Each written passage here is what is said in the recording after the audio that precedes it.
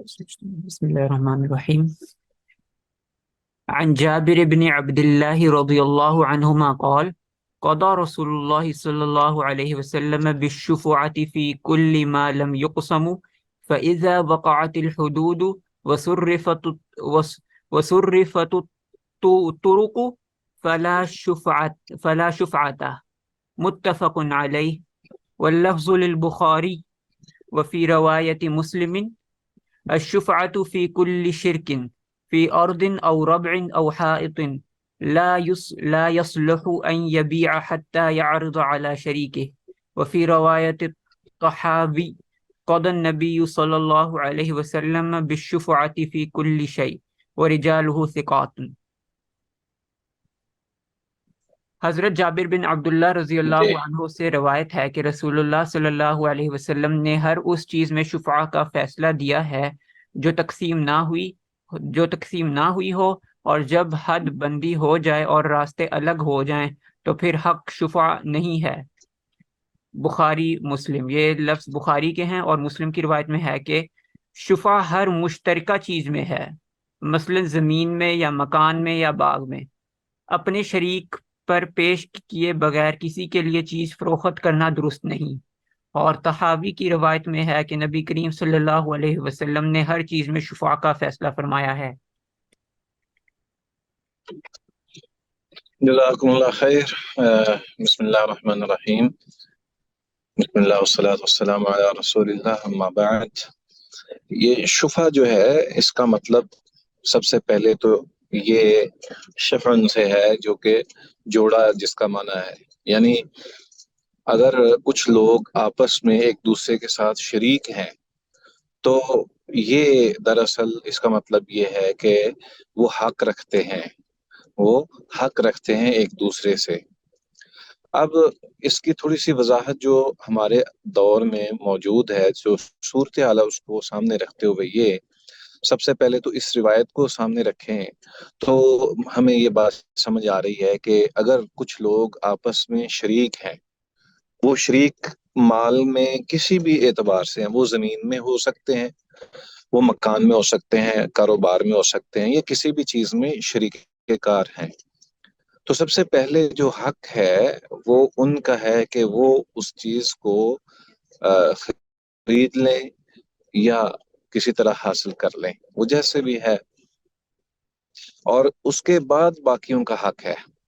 تو حق شفا کا مطلب سب سے پہلے ہمیں جو سمجھ آ رہا ہے وہ یہ ہے کہ مثلا اگر 5 بھائی ہیں اور ان کے والد سے کچھ ان کو وراثت ملی ہے، تو وراثت میں وہ اب اگر کوئی چیز فروخت کرنا چاہ رہے ہیں تو سب سے پہلا جو حق ہے وہ ان تمام بھائیوں کا ہوگا، ان میں سے کوئی بھی آپس میں اتفاق کر کے اپنی چیز کو اختیار کر لیں اور خرید لیں اور دوسرے بھائی سے اپنی چیز کو پا لیں۔ ایک تو یہ ہے۔ دوسرا، آگے حدیث بھی آئے گی جس ہمسائے کو بھی حق دیا گیا ہے کہ وہ بھی حق رکھتا ہے، ہمسائے کو بھی دیا گیا ہے کہ وہ بھی چلا کے اب دیکھیں حق تعداد شفا کتنے رکھتا کی ہے، تعداد میں چاول لے رہا ہے، اور یہ اس وقت بنیت ہی نہیں ممکن ہے۔ ہے، یہ حق ہمسائے کو اس وقت ممکن ہے جب رستے ایک ہوں، حد بندیوں میں ایک دوسرے کے ساتھ موافقت ہو، تو پھر تو وہ حق رکھتا ہے۔ ٹھیک ہے، اگر راستہ بعض دفعہ ایسا ہوتا ہے نا کہ جب تقسیم ہوتی ہے کوئی چیز، کوئی زمین وغیرہ، تو جو پچھلے کچھ حصہ پچھلے والوں کا ہے، کچھ فرنٹ والوں کا ہے، تو اگر فرنٹ والے جو ہیں وہ کسی اور شخص کو پہلے بیچ دیں تو جو پیچھے رہنے والا ہے اس کو تو ظاہر پریشانی ہوگی، اس لیے سب سے پہلے اس کا حق ہے کہ وہ اگر چونکہ راستہ ایک ہے تو اس بنیاد پر وہ اگر خرید لے تو وہ زیادہ ان کا حق ہے۔ یہ دراصل حق شفا جو ہے یہ شریعت نے اس لیے ملحوظ رکھا ہے تاکہ جو قریبی ہیں، جو ہمسائے میں ہیں یا شریک کار ہیں، وہ زیادہ اولا ہیں کہ وہ کسی چیز کا استحقاق رکھیں، اور وہی زیادہ حق بھی رکھتے ہیں۔ دیکھیں، بعض اوقات ایسا ہوتا ہے، مثلا ایک تو ہم نے مثال دی ہے زمین کی، لیکن یہاں پہ جیسا کہ کسی کمپنی میں کوئی شیئرز ہیں، تو وہ شیئرز جو ہیں وہ اگر سارے اکٹھے ایک جگہ پر کوئی ایک شخص جو ہے وہ بیچنا چاہ رہا ہے اپنا حصہ، تو وہ زیادہ حق اس کا ہے جو اس کے اندر پہلے سے موجود ہے۔ اگر ایک کمپنی میں 4 افراد شریک ہیں اور 4 افراد جو ہیں انہوں نے مل کر برابر حصہ ڈال کر کوئی چیز خریدی ہوئی ہے، تو اب وہ اس میں سے 4 میں سے ایک چوتھا آدمی جو ہے وہ اپنا حصہ بیچنا چاہتا ہے، تو بجائے اس کے کہ وہ کسی تھرڈ پرسن کو بیچے، اس کو چاہے کہ وہ جو پہلے کی ہیں ان سے پہلے اس سے ہو سکتا ہے کہ وہ خرید لیں، تو یہ زیادہ ان کے لیے بہتر ہے۔ اور یہ حق شریعت نے اس حدیث میں جو ہمیں بیان کیا گیا ہے جابر بن عبداللہ رضی اللہ عنہ کی روایت سے کہ رسول اللہ صلی اللہ علیہ وآلہ وسلم نے یہ حق شفا جو ہے لکھا ہے اور اس فرمایا ہے، اور یہ اس وقت تک جب تک آپ اپنے شریک کو یعنی اپنے ساتھی کو جو آپ کا پارٹنر ہے اس کو آپ حق نہیں دے دیتے، تب تک آپ کے لیے جائز نہیں ہے کہ آپ دوسرے کو جو ہے وہ بیچ دیں چیز اس کے علم میں لائے بغیر۔ ٹھیک ہے، چلیں اگلی روایت پڑھیں۔ ابھی آواز صحیح ہے؟ جی سر ابھی ٹھیک ہے سر۔ یہ جو اس کا کیا مطلب ہے کہ جو حق شفا ہے وہ تب ختم ہو جائے گا جب جب کیا کہتے ہیں حد بندی ہو جائے گی اور راستے الگ ہو جائیں گے؟ کو کہا کہ بھائی میں اپنا حصہ بیچنا چاہ رہا ہوں تو آپ لے لو، لیکن وہ پہلے تو کہے کہ نہیں میں نہیں لے سکتا، اور پھر اس کے بعد جو بیچنے والا ہے وہ باقاعدہ طور پر کسی کو دے دیتا ہے اور رستے بھی متعین ہو جاتے ہیں، حد بندی بھی ہو جاتی ہے، تو پھر اس کے بعد جو ہے وہ کہے کہ نہیں میں نے لینا ہے، تو یہ بات ٹھیک نہیں ہے نا۔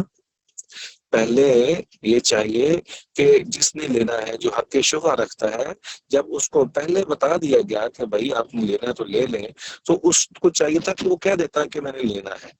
پھر جب دوسرے شخص نے آگے کسی کو بیچ دیا حق شفا بیان کرنے کے بعد، پھر اس کے بعد وہ کہہ دے کہ میں حق رکھتا ہوں بھائی، حالانکہ اس نے اب جو ہے وہ زمین کی یا کسی بھی چیز کی باقاعدہ طور پر دوسرے کے ساتھ جو ہے وہ ایگریمنٹ کر لیا ہوا ہے، رستے متعین ہو چکے ہیں اور یہ ساری چیزیں، تو پھر جو ہے اس کے لیے صحیح نہیں ہے، درست نہیں ہے کہ وہ اب ایک بے ہو چکی ہے تو اس کو خراب کرے۔ ٹھیک ہے، لیکن اس میں یہ ضروری ہے کہ پہلے علم میں لایا جانا ضروری ہے، جو حق رکھنے والا ہے، جو شریک کار ہے یا ہمسایہ ہے، پہلے اس کے علم میں لایا جانا یہ فرض ہے۔ ٹھیک ہے جی جی جی سر ٹھیک ہو۔ السلام علیکم سر۔ جی صاحب سر مطلب حق شفا میں یعنی شراکت کی کنڈیشن جو ہے یہ لازم ہے؟ جی، یہ یعنی ویسے اصل جو ہے وہ شریک جو ہوتے ہیں نا، یہ اصل میں ان کے لیے ہے، حق شفا ان کے لیے ہے، لیکن ہمسائے کا بھی اس کے اندر جو ہے وہ شامل کیا جاتا ہے کہ ہمسایہ بھی اس میں حقدار ہے۔ وہی کیونکہ سر آج کل جو معروف ہے نا کہ زمین میں جو وہ ایک پہلا حصہ یعنی وہ 7 والی زمین والے کا ہے، تو اگر وہ اس سے نہیں بات کرتا تو وہ پھر حق شفا دائر کر دیتا ہے، اس لیے میں یہ کنفرم کرنا چاہ رہا تھا۔ ہاں بالکل، یہ ہمارے پاکستان کا قانون بھی ہے کہ اس میں کوئی شک نہیں ہے، یہ شرعی طور پر بھی درست ہے، تو ہمارے پاکستان کا قانون بھی اسی بنیاد پر ہے کہ حق شفا جو ہے وہ ظاہر بات ہے کہ وہ کیا جاتا ہے، لیکن اس میں اصل میں نا شریعت جو ہے وہ کوئی معاملہ طے ہونے سے پہلے حکم دیتی ہے کہ آپ نے جب چیز بیچنی تو آپ اپنے شریک کو بتا دو۔ ٹھیک ہے، اچھا آگے ایک روایت آئے گی جس میں یہ بھی ہے کہ بعض اوقات جو شریک ہوتے ہیں ان کے ساتھ نرمی کرنے کا بھی حکم ہے، یا ان کو کم قیمت پر بھی ان کے لیے کچھ نہ کچھ جو ہے وہ آسانی کرنے کا حکم ہے۔ پھر تھوڑا بہت چلو اب ظاہر بات ہے کہ اس نے باقاعدہ تو نہیں خریدنی تھی، تو یہ اب ضرورت پڑ گئی ہے تو وہ خرید لے، تو یہ ہے اصل۔ وعن ابی رافع رضی اللہ عنہ قال قال رسول اللہ صلی اللہ علیہ وسلم الجار احق بثقبه اخرجہ البخاری والحاکم وفیہ قصہ۔ حضرت ابو رافع رضی اللہ عنہ سے روایت ہے کہ رسول اللہ صلی اللہ علیہ وسلم نے فرمایا ہمسایہ اپنے قریبی ہونے کی وجہ سے زیادہ حقدار ہے، اسے بخاری اور حاکم نے روایت کیا ہے، اور اس کے بارے میں ایک قصہ ہے۔ یعنی جو قریبی جو ہمسایہ ہے وہ اپنی قربت کی وجہ سے، قربت ہمسائیگی کی وجہ سے وہ زیادہ حقدار ہے، ٹھیک ہے نا؟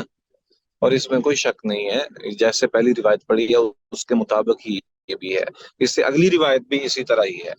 پڑھیے اگلی روایت۔ وعن انس بن مالک رضی اللہ عنہ قال قال رسول اللہ صلی اللہ علیہ وسلم جار الدار احق بالدار، رواہ النسائی وصححہ ابن حبان وله علہ۔ حضرت انس بن مالک رضی اللہ عنہ سے روایت ہے کہ رسول اللہ صلی اللہ علیہ وسلم نے فرمایا، گھر کا پڑوسی اس گھر کا زیادہ حقدار ہے۔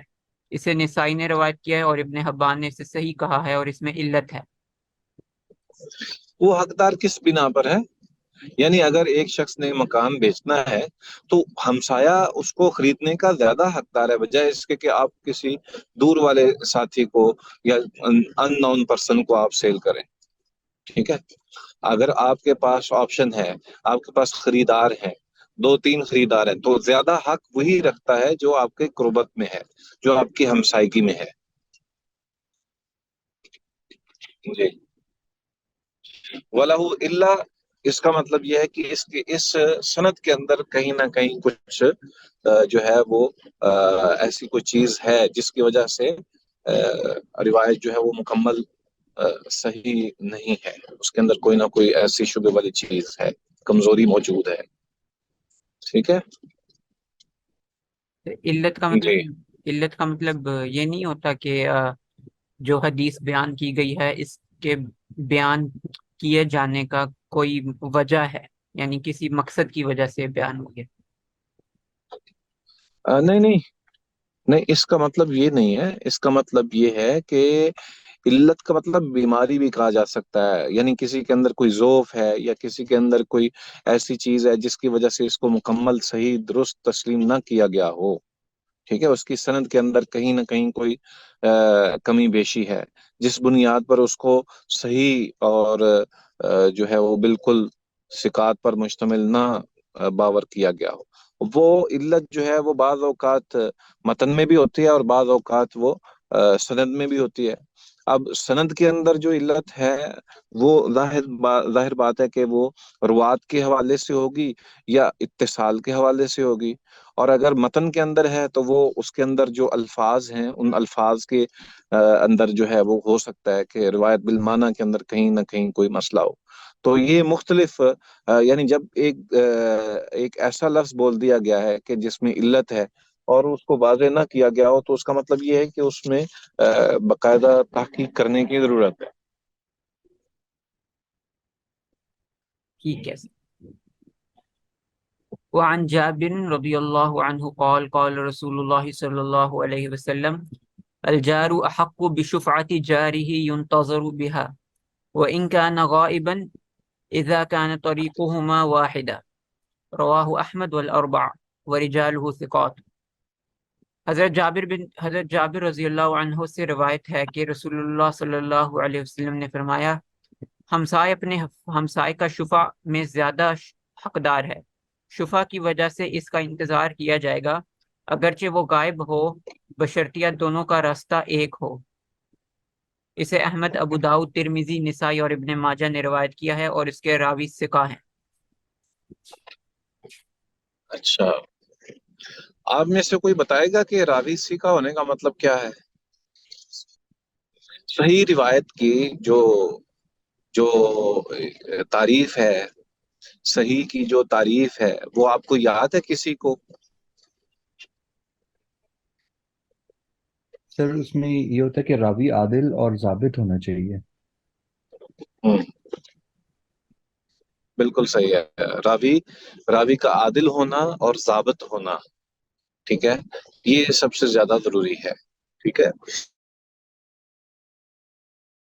چلیں، اس روایت میں بھی وہی چیز ہے لیکن یہاں ایک اضافہ موجود ہے، اور وہ یہ کہ اگر کوئی ہمسایہ وہ حق شفا تو رکھتا ہے، لیکن اگر وہ موجود نہیں ہے تو اس کا کچھ نہ کچھ انتظار کرنا ضروری ہے، تاکہ اس کو علم میں ہو کہ وہ اس کا گھر جو ہے ہمسایہ جو ہے وہ گھر بیچ رہا ہے یا جگہ بیچ رہا ہے تو وہ زیادہ حق رکھتا ہے، اس لیے اس کا انتظار کیا جانا بھی ضروری ہے۔ تو یہاں پہ دو طریقے ہیں ہمارے اس معاشرے کے اندر، جو طریقہ کار ہے اس میں ایک تو باقاعدہ طور پر اشتہار جو ہے وہ شائع کروا دیا جاتا ہے، اور اس کا مقصد صرف قانونی پیچیدگی کو دور کرنا ہوتا ہے، ٹھیک ہے۔ دوسرا مقصد یہ ہوتا ہے کہ ہمسایوں سے باقاعدہ پوچھا جاتا ہے، لیکن اس میں یہ ہے کہ اگر انسان کو پتا ہو کہ انسان کو ویسے ہی جو ہے نا وہ احساس رکھنا چاہیے کہ ہمسایہ جو ہے وہ زیادہ حق رکھتا ہے، اور جو ڈیمانڈ ہوتی ہے بیچنے والے کی اس کو ملحوظ رکھتے ہوئے اگر وہ اس کا مطلب یہ ہے نہیں کہ انسان جو ہے وہ بلا وجہ جو ہے وہ کسی کا نقصان کرے، یعنی حق شفا دائر کر کے جو ہے وہ آرام سے بیٹھا رہے اور بعد میں وہ خرید بھی نہ سکے، تو یہ بات بھی درست نہیں، کیونکہ انسان کا طمع اور لالچ کا ہونا یہ اپنی جگہ پر موجود ہوتا ہے۔ تو ایسی صورتحال میں کہ انسان جو ہے وہ طمع رکھتا ہو کہ میں نے یہ لینی ہے لیکن وہ لے نہ سکے، تو ایسی صورت میں جو ہے وہ بیع کو خراب کرنا اور بیچنے والے کا نقصان کرنا یہ بھی بات درست نہیں ہے۔ تو اس لیے جو مارکیٹ کے اندر جو چیز موجود ہے اور یا بیچنے والا جو ہے اس کی رضامندی اگر صحیح ہے تو پھر حق شفا جو ہے رکھنے والا وہ اس کو صحیح اندازے سے یعنی صحیح طریقے سے خریدے، وگرنہ ایسا نہیں ہے کہ وہ بیچنے والے کو تنگ بھی کرے۔ اور ایک اور بات یہ ہے کہ یہاں پہ جو ذکر کیا گیا کہ اگر وہ غائب ہے تو پھر اس کا کیا طریقہ ہے، اس کا کتنا انتظار کیا جا سکتا ہے، یہ سمجھنا بھی ضروری ہے کہ اس کو کتنا انتظار اس کا کرنا وہ ضروری ہے۔ سر اس میں جو بات لکھی گئی ہے کہ آ، اگر ان دونوں کے راستوں کا ایک ہونے سے کیا مراد ہے؟ مطلب یہ ہے کہ گلی ایک ہے، رستہ ایک ہے، ٹھیک ہے۔ یہ بھی تو ہو سکتا ہے نا کہ دونوں کا دروازہ ایک ہی رستے میں کھلتا ہو، کیا خیال ہے؟ کہ اس کا کیا مطلب، اس کا کیا ہے کہ ایک ہی راستہ ہو اور ایک ہی، اس کی سمجھ نہیں آئی۔ ہمسایہ ہے نا، ہمسائے کئی قسم کے ہوتے ہیں، ایک ہے وہ ہمسایہ جس کی پشت لگ رہی ہے، ایک ہمسایہ وہ ہے جس کا دروازے کے ساتھ دروازہ ہے، ٹھیک ہے۔ آپ ایک گلی میں رہتے ہیں نا، اس سے پچھلی گلی میں ایک دوسرا مکان ہے، تو وہ جو پچھلی گلی والا اس کی پشت آپ کے مکان کی پشت کے ساتھ لگ رہی ہے، تو اب دروازہ جو ہے وہ تو ظاہر بات ہے کہ اس طرف نہیں ہے آپ کا، اس کا دروازہ بالکل اپوزٹ سائڈ۔ سے یہ والی حدیث صرف ادھر ہی ویلڈ ہے جہاں پہ جو دونوں کا راستہ ہے وہ ایک ہی ہو؟ آپ کی آواز ڈسکنیکٹ ہو گئی تھی، کیا کہہ رہے ہیں؟ یہ جو حدیث ہے یہ صرف ادھر کے لیے ہی ہے جہاں پہ ہمسائے کا جو گھر ہے وہ ایک ہی راستے میں ہو؟ ظاہر بات ہے شریک جو ہوتے ہیں وہ بعض اوقات اکٹھے بھی ہوتے ہیں، وہ بعض اوقات ہمسائے بھی ہوتے ہیں، اور بعض اوقات وہ ہمسائے نہیں بھی ہوتے۔ تو یہاں جو بات ہے وہ ذکر ہے وہ ہمسائے کے حوالے سے ہے، جیسے پہلے ذکر کیا گیا ہے نا، دو روایتیں ہم پڑھ چکے ہیں کہ ہمسایہ جو ہے وہ زیادہ حق رکھتا ہے، ٹھیک ہے۔ تو جس طرح شریک حق رکھتے ہیں اسی طرح ہمسایہ بھی حق رکھتا ہے۔ وعن ابن عمر رضی اللہ عنہما عن النبی صلی اللہ علیہ وسلم قال الشفعة كحل العقال رواہ ابن ماجہ وبزار وزاد ولا شفعة لغائب واسناده ضعیف۔ حضرت ابن عمر رضی اللہ عنہما سے روایت ہے کہ نبی کریم صلی اللہ علیہ وسلم نے فرمایا شفع رسی کھولنے کی مانند ہے۔ اسے ابن ماجہ اور بزار نے روایت کیا ہے، اور بزار نے یہ اضافہ کیا ہے کہ غائب شخص کو شفع کا حق نہیں۔ اس کی سند ضعیف ہے۔ یہاں پہ یہ جو روایت بیان کی گئی ہے دراصل یہ واضح کرنے کے لیے بیان کی گئی ہے کہ اس روایت کے اندر جیسا کہ مذکور ہے کہ جو غائب ہو اس کے لیے شفع نہیں ہے، ٹھیک ہے، اس بات کو واضح کرنے کے لیے کہ نہیں یہ بات درست نہیں ہے اور یہ روایت ضعیف ہے، اس لیے یہ روایت پیش کی گئی ہے۔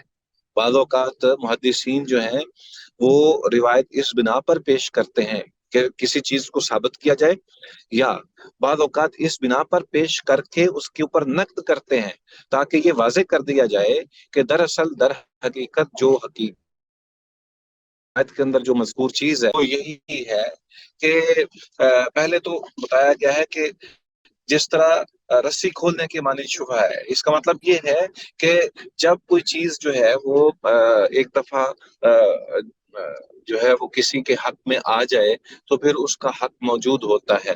اسی طرح غائب کے حوالے سے یہاں پہ ذکر کیا گیا ہے کہ غائب کتنی دیر تک اس کا انتظار کیا جائے گا، یا اس کا حق جو ہے وہ ہے بھی کہ نہیں ہے۔ تو یہاں پہ جو روایت بیان کی گئی ہے کہ اس کا حق ہے ہی نہیں، یہ بات درست نہیں ہے۔ اس پہ نیچے وہ ذکر کر رہے ہیں ابن رشد، وہ اجماع نقل کرتے ہیں کہ غائب کا حق موجود ہے، غائب کا حق موجود اور اس کا انتظار کیا جائے گا، جبکہ اس کے برعکس بھی ائمہ موقف رکھتے ہیں اس حوالے سے۔ تو ثابت یہ ہوتا ہے کہ بہرحال جیسے بھی ہے جو شریک ہے یا ہمسایہ ہے وہ حق رکھتے ہیں، وہ حق رکھتے ہیں۔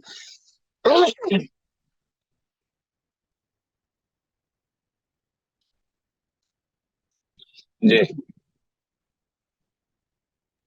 سر اس میں جی میں ایک چیز آپ سے پوچھنا چاہتی ہوں۔ جی جی، میں یہ پتہ کرنا چاہیے کہ دیکھیے جیسے رشتہ دار ہیں، اگر وہ تو جیسے فار ایگزامپل آپ کے ساتھ نہیں رہتے، بیرون ملک میں یا کہیں ہے، تو اگر آپ نے کوئی چیز ایسی وہ کرنی ہے تو آپ ان کو پوچھیں گے ضرور، اور یعنی لازمی ہے کہ آپ ان سے پوچھیں اور کریں پھر تاکہ کوئی ڈیل جو بھی ہے۔ لیکن اگر آپ کے کوئی ہمسائے ہیں جو کہ کئی سالوں سے جو ہیں وہ ہے ہی نہیں، وہیں پر سب ہے، تو اس وقت میں پھر ان کو ڈھونڈ کے اور ان کو انفارم کرنا اور یہ وہ کرنا وہ لازمی نہیں ہوگا۔ لیکن جو کہ اگر رشتہ دار ہیں یا کوئی آپ کے اس طرح سے بھائی بہن وغیرہ ہیں، تو نیچرلی ان کی اس ڈیل کے اندر آپ کو پہلے ان کی رضامندی لینا یا ان کو اطلاع کرنا لازمی ہے۔ یہ ٹھیک ہے؟ نہیں، آپ کا جو کہنا ہے نا کہ ان کو شامل نہیں کیا جائے گا یا ان کو بتانا ضروری نہیں ہے، تو جو قریب ہیں وہ زیادہ حق رکھتے ہیں، یہ بات اپنی جگہ پر ان روایات کی روشنی میں صحیح نہیں ہے، سب کو بتایا جانا ضروری ہے۔ جی، پھر ایک پڑوسی اور جو ہے وہ کئی جو سال شریک ہے نا، کا نہیں بالکل بہت بات سنیں، ساتھ اگر پڑوسی ہے پڑوسی لیکن ہے وہ نا، کئی جو سال سے پڑوسی وہ بعد میں حق رکھتا ہے، پہلے شریک حق رکھتا ہے، یعنی جی جو ملکیت میں پہلے شامل ہے نا وہ زیادہ حق رکھتا ہے بجائے پڑوسی کے۔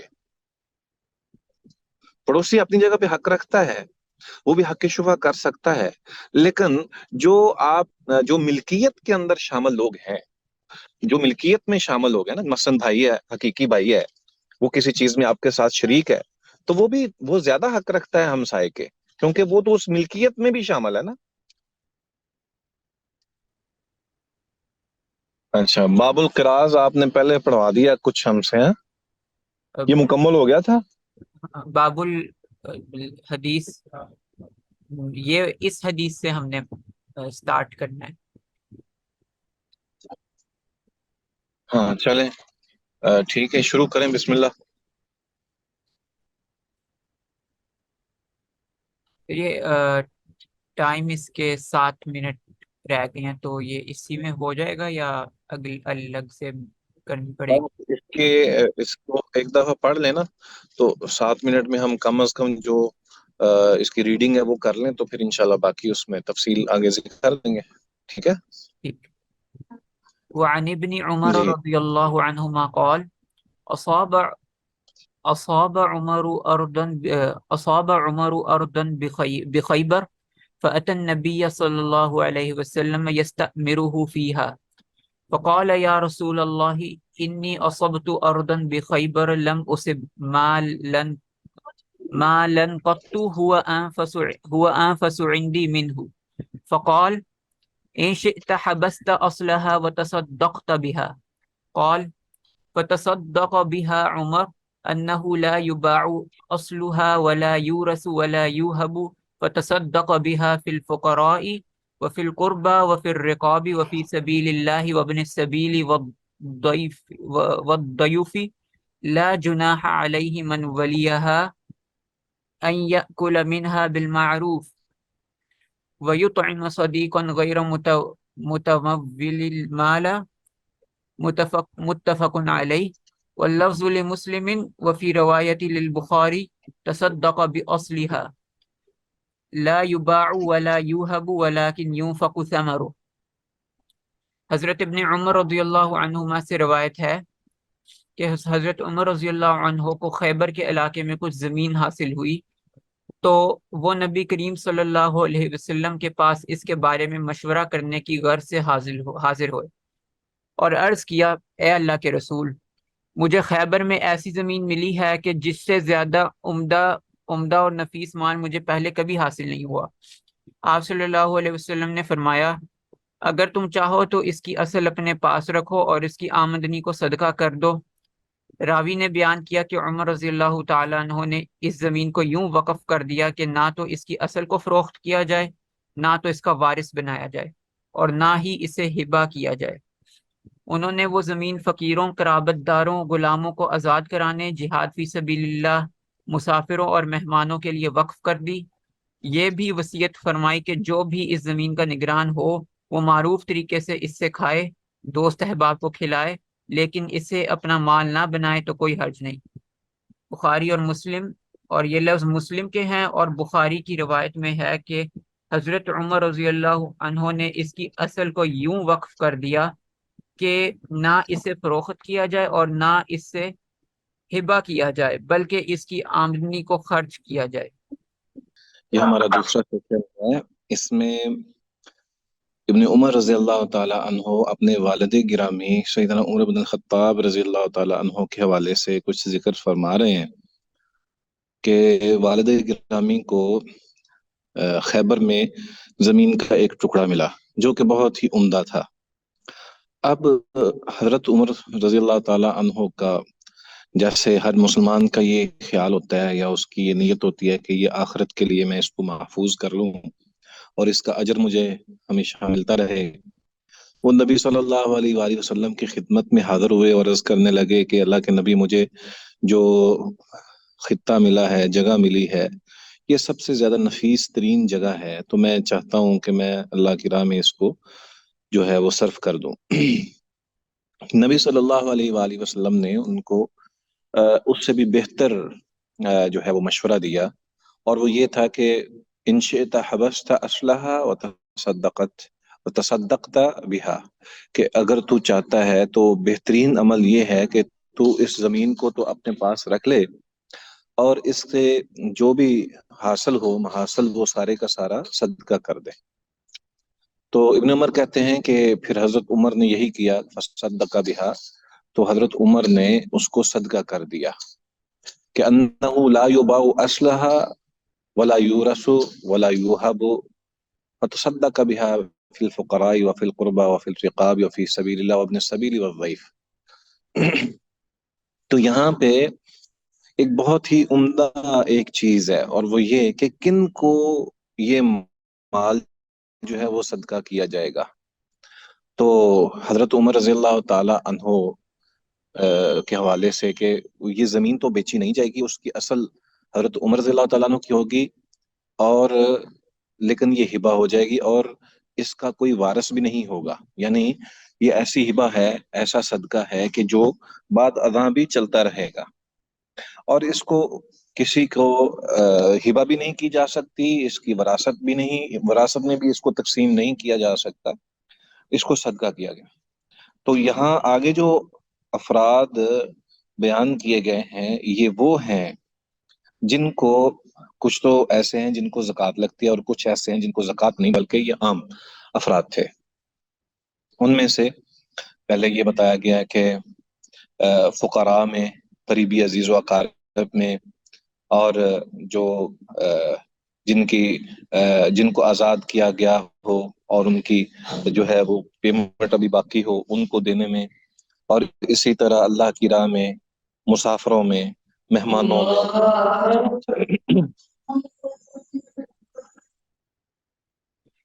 جی احباب، اس میں ایک چیز جو اہم تھی وہ یہ تھی کہ یہاں پہ کچھ ایسے افراد کا تذکرہ موجود ہے جو کہ زکوٰۃ والے نہیں ہیں، اور محسوس یہ ہوتا ہے کہ ہمیں جب ہم دیکھتے ہیں نا کہ ہم نے جب زکوٰۃ کسی کو دینی ہوتی ہے تو ہم زیادہ اہتمام یہ کرتے ہیں کہ صرف وہی لیں اور دوسرا کوئی نہ لے۔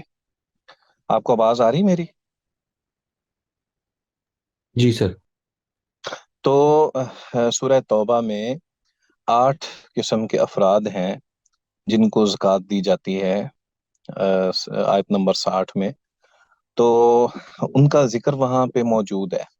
ان میں یہاں پہ جو مذکور ہیں، ایک تو مہمان، اور دوسرا وہ شخص جو کہ قریبی عزیز و اقارب میں سے ہے، اگرچہ وہ زکوٰۃ کا مستحق نہیں ہے لیکن ان کو کھلانا پلانا اسی میں سے ہی یہ بھی صدقہ ہے۔ یعنی اگر ہم دیکھیں تو صدقہ کرنا یہ ایک عام عمل ہے اور بڑا محبوب عمل ہے، لیکن اس صدقے سے مراد بعض اوقات ہم زکوٰۃ دینا کہتے ہیں، اور بعض اوقات ہم کہتے ہیں کہ ہم عام صدقہ جو ہے وہ استعمال کرتے ہیں۔ بعض اوقات ہم سے یہ پوچھا جاتا ہے کہ بھائی ہم عام صدقہ کرنا چاہتے ہیں گھر میں، تو کیا اس کا گوشت استعمال کر سکتے ہیں یا نہیں کر سکتے؟ تو یہاں پہ دیکھیں کہ تھوڑی سی وسعت دے دی گئی ہے، اور اس حدیث کو بنیاد بنا کر ہمیں یہ پتہ چل رہا ہے کہ بہت سارے ایسے افراد ہیں جن کو ہم صدقے کا گوشت بھی کھلا سکتے ہیں، یا ویسے بھی ہم اللہ کی راہ میں جو خرچ کرتے ہیں ان میں سے بھی دے سکتے ہیں۔ اگرچہ مہمان کی مہمان نوازی جو ہے یہ ہمارے اوپر لازم ہوتی ہے، لیکن اگر کوئی ایسا شخص ہے جو کہ مجبور ہے اور وہ مہمان نوازی نہیں کر پا رہا، تو اس طرح کے مال سے اس کو کھلا پلا دینا، اس میں یہ تھوڑی سی گنجائش نکلتی ہے۔ اگرچہ اس طرح کا عمل جو ہے وہ کرنا کوئی محبوب عمل نہیں ہے۔ انسان کے پاس جو کچھ ہو وہ اسی میں سے ہی دے، اور اپنا کریم مال جو ہے اس میں سے ہی اپنے مہمان کی مہمان نوازی کرے۔ لیکن اگر کوئی ایسا شخص ہے جو کہ آپ کے ارد گرد آپ محسوس کرتے ہیں کہ وہ فقیر اور محتاج ہے، اور اس کے ہاں کوئی مہمان آ گئے ہیں، تو آپ اپنے مال سے اس کی خدمت کر دیں، اپنے صدقے والے مال سے بھی اس کی خدمت کر دیں، تاکہ وہ اپنے مہمان کی مہمان نوازی کر سکے۔ تو یہ بھی ایک بہت ہی بہترین عمل ہے۔ یعنی ویسے تو فقیر کو مال دیا جا سکتا ہے اور دینا چاہیے، لیکن اگر کوئی ایسی صورتحال بن گئی ہے کہ اس کے ہاں کوئی مہمان آ گیا ہے اور آپ محسوس کریں کہ وہ صحیح طور پر خدمت نہیں کر پا رہا ہوگا، تو آپ اس کو کچھ نہ کچھ دے دیں۔ ہمارے ارد گرد کئی ایسے افراد ہوں گے، ایسے گھرانے ہوں گے جو کہ اس انداز سے محسوس کرتے ہوں گے کہ ان کی خدمت کر دی جائے تو اس میں کوئی حرج نہیں۔ تو یہاں پر عزیز و اقارب کے حوالے سے بھی ہے کہ ان پر بھی خرچ کیا جا سکتا ہے، اور اسی طرح یہ چونکہ زکوٰۃ کے حوالے سے، یعنی زکوٰۃ لینے والوں میں یہ شامل نہیں ہوتے عزیز و اقارب، اسی طرح مہمانوں کے حوالے سے بھی یہاں پہ موجود ہے، لیکن یہاں پہ ایک قید لگا دی گئی ہے۔ ہاں، وہ اپنے دوست کو بھی کھلانا ہے، لیکن دوست کو اس وقت کھلایا جا سکتا ہے جب کہ وہ مالدار نہ ہو۔ ٹھیک ہے، کہ یہاں پہ یہ بھی ایک چیز موجود ہے، لا جناح علی من ولیھا ان یاکل منھا بالمعروف، کہ اگر کوئی ایسا شخص ہے جو کہ اس صدقے والے مال کی دیکھ بھال کر رہا ہے، تو وہ اس میں سے معروف طریقے سے، یعنی جو اس کی ضرورت ہے، اہم ترین ضرورت ہے، اس کو پورا کرنے کے لیے اگر وہ اس سے لے لے تو اس میں کوئی حرج نہیں ہے۔ اسی طرح جو آگے بیان کیا گیا ہے کہ مالدار دوست نہ ہو تو اس کو کھلایا جا سکتا ہے، اس کو کھلایا جا سکتا ہے، تو اس میں کوئی حرج نہیں ہے۔ تو یہ صحیح ہے میں یہ روایت موجود ہے، تو اس کو سامنے رکھنا چاہیے۔ اور مسلم کی روایت میں ہے، تصدق بأصلها لا يباع ولا يوهب ولا ينفق ثمرہ، کہ دوست احباب کو کھلائے لیکن اسے اپنا مال نہ بنائے تو اس میں سے کوئی حرج نہیں ہے. مقصد یہ ہے کہ اس کا جو اصل ہے، یعنی اس کا جو وہ صدقہ کیا جا سکتا ہے، اس میں سے صدقہ تو کیا جا سکتا ہے لیکن اس کو بیچا نہیں جا سکتا، اس کو ہبہ نہیں کیا جا سکتا. اور ولا ينفق ثمرہ، اور اس کا جو پھل وغیرہ ہے اس کو بھی جو ہے وہ اس طرح اس انداز سے خرچ نہیں کیا جا سکتا کہ وہ بعد میں جو ہے وہ اس کو استعمال کیا جائے. ٹھیک ہے. ہاں جی. تو اس روایت سے ہمیں بہت سارے ایسے لوگ جو ہیں وہ ہمارے سامنے آتے ہیں جو کہ عام حالت میں تو ہمارے زکوٰۃ کے ضمن میں نہیں آتے، لیکن ان کی ویسے خدمت کی جا سکتی ہے اور اس میں کوئی حرج نہیں ہے. جی. اس بارے میں کوئی سوال ہے؟ سر یہ زمین ابھی بھی خیبر میں ہوگی پھر حضرت عمر کے نام سے؟ واللہ عالم. مجھے سیدنا عثمان رضی اللہ عنہ کے حوالے سے تو معروف ہے، وہ تو ہم سنتے آئے ہیں بلکہ وہ دیکھا بھی ہے، لیکن یہ جو ہے اس کے مجھے علم نہیں ہے. سر اس میں ایک سوال تو یہ ہے کہ ہبا کرنے سے کیا مراد ہے؟ ہبہ سے مراد یہ ہے کہ کوئی چیز کسی کو دے دی جائے. اب آگے میرا خیال ہے باب میں آئے گی کوئی چیز کہ وہ ہبہ اس طرح کی ہے جیسے عطیہ دینا، کسی کو عطیہ دینا، کسی کو ہدیہ دینا. یہ اصل میں ہبہ ہے کہ مستقل طور پر ایک چیز جو ہے وہ کسی کو دے دی جائے. مستقل طور پر ایک چیز کسی کو دے دی جائے تو وہ کہا جاتا ہے کہ یہ میں نے اس کو ہبہ کر دی ہے، اس کو دے دی ہے. تو اس کا دوسرا اگر آپ سادے الفاظ میں اس کو سمجھنا چاہیں تو وہ یہ ہے کہ کسی کو عطیہ دینا، کسی کو ہدیہ کر دینا کوئی چیز. اور اس میں پھر آگے جا کے ہم پڑھیں گے کہ وہ چیز جو ہے وہ کیا پوری زندگی کے لیے ہے، اسی کے لیے ہے جس کو دی گئی ہے اور اس کو واپس آ جائے گی، جیسے عمرہ اس کو کہتے ہیں. یا پھر یہ ہے کہ جب تک وہ اس کے آگے وراثت بھی ہوگی. یہ باب آگے آئے گا انشاءاللہ، تو اس میں ہم انشاءاللہ اس کو پڑھیں گے. ٹھیک ہے. ٹھیک ہے سر. اور دوسرا سوال یہ تھا کہ وہ والے تصارف جو سورۃ التوبہ میں ہیں لیکن اس میں نہیں ہے، جیسے کہ مکروز لوگ اور وہ لوگ جو ابھی ابھی نئے نئے اسلام میں داخل ہوئے ہیں، ان کے لیے بھی یہ جو ہے عطیہ، یہ جو صدقہ دینا ہے اس زمین میں سے جو کہ اس حدیث میں بات کی ہے، وہ ان پہ بھی اپلائی ہوگا نا جو اس آیت میں ہیں اور اس میں نہیں ہے؟ لیکن اس میں نا تھوڑا سا فرق، کچھ چیزوں میں تھوڑا سا وہ سارے شامل ہیں، لیکن اس میں یہ ذہن میں رکھیں کہ بعض چیزیں ایسی ہوتی ہیں کہ جو ہم مسلمانوں کے لیے ہی زیادہ رکھی گئی ہیں. مثال کے طور پر جیسے فطرانہ وغیرہ ہے نا، اس کو بھی صدقۃ الفطر کہا جاتا ہے. تو صدقۃ الفطر ہے وہ صرف مسلمانوں کے لیے ہے. اسی طرح قربانی کا جو گوشت تقسیم کیا جاتا ہے، اس قربانی کے گوشت میں وہ بھی ایک صدقہ ہی ہے، ایک قسم ہے، لیکن اس کو غیر مسلموں کے لیے دینا جو ہے وہ یہ بھی درست نہیں ہے. ٹھیک ہے. تو سارے وہ لوگ نہیں ہیں جو اس میں ہیں. صدقہ ایک عام وسعت والا اگرچہ اس میں معنی پایا جاتا ہے، لیکن اس میں تھوڑی سی یہ چیز ملحوظ رکھنی چاہیے کہ مسلمانوں کو زیادہ اہمیت دینی چاہیے.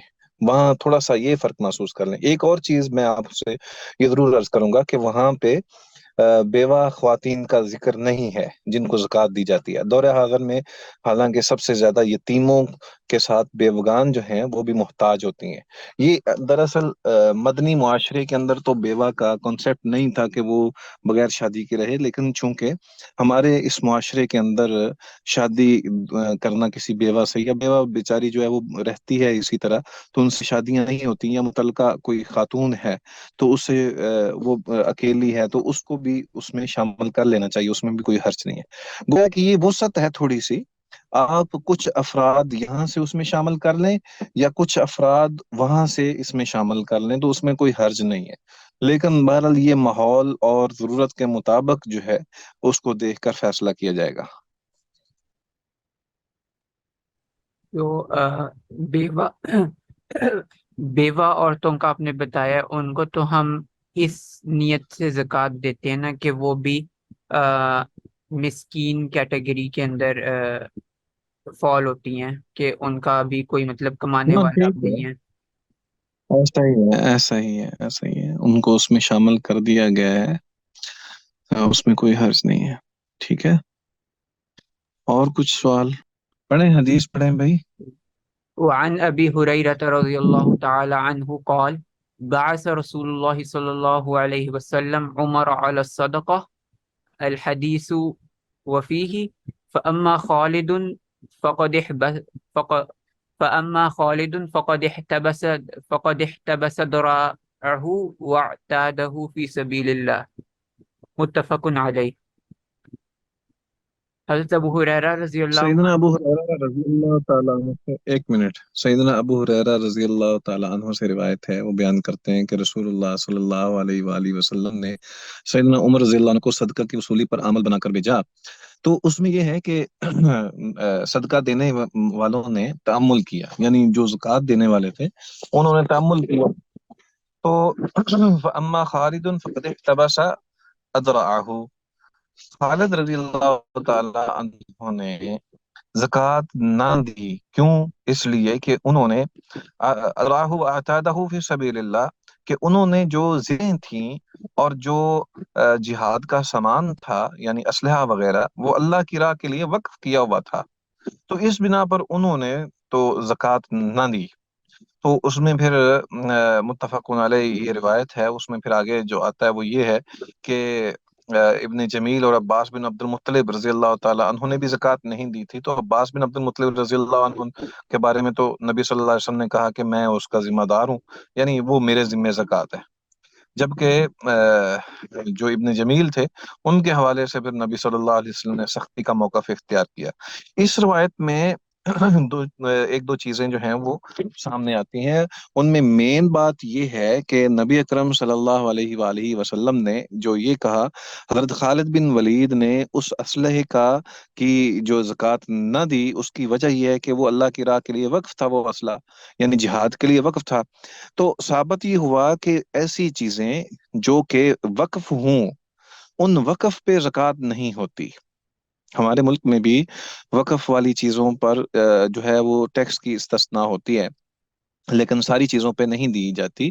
تو اسی طرح شریعت کا یہ حکم ہے کہ جو چیز وقف کر دی جاتی ہے اس وقف کی گئی چیز پر زکوٰۃ نہیں ہے، تو اس سے اس لیے اس سے بچنا ضروری ہے کہ جو جو چیز ہبہ کر دی گئی ہے، کسی کو دے دی گئی ہے اور مستقل طور پر یعنی عامت الناس اس کو استعمال کرتے ہیں، جیسے نیچے لکھا ہوا ہے تفصیل میں بھی، مساجد ہیں، مدارس ہیں، یا ہاسپٹلس ہیں، یا کوئی اس طرح کی کوئی ایسا صدقہ جاریہ ہے جو کہ ہر ایک شخص جو ہے اس سے استفادہ کر رہا ہے، تو ایسے لوگ چونکہ اس کا سارا مال جو ہے وہ راہ للہ ہے، تو اس لیے اس کی زکوٰۃ جو ہے وہ اس سے نہیں لی جائے گی، کیونکہ اس نے اپنے لیے تو اس سے استفادہ کیا ہی نہیں ہے، تو اس نے جو کچھ بھی ہے وہ اللہ کی راہ میں خرچ کیا ہے یا کر رہا ہے یا کرنے کی نیت ہے، تو اس لیے وہ سارا کچھ جو ہے وہ اللہ کی راہ میں ہے، اس لیے اس پر زکوٰۃ نہیں ہے، ٹھیک ہے۔ اچھا، آگے باب نیا شروع ہو رہا ہے، وہ جس کا ہم ذکر کر رہے تھے، باب الہبہ والعمرہ والرقبہ، کہ ہبہ، عمرہ اور رقبہ کا بیان۔ اس کی تفصیل میں اس کی ابتدا کر دیتا ہوں۔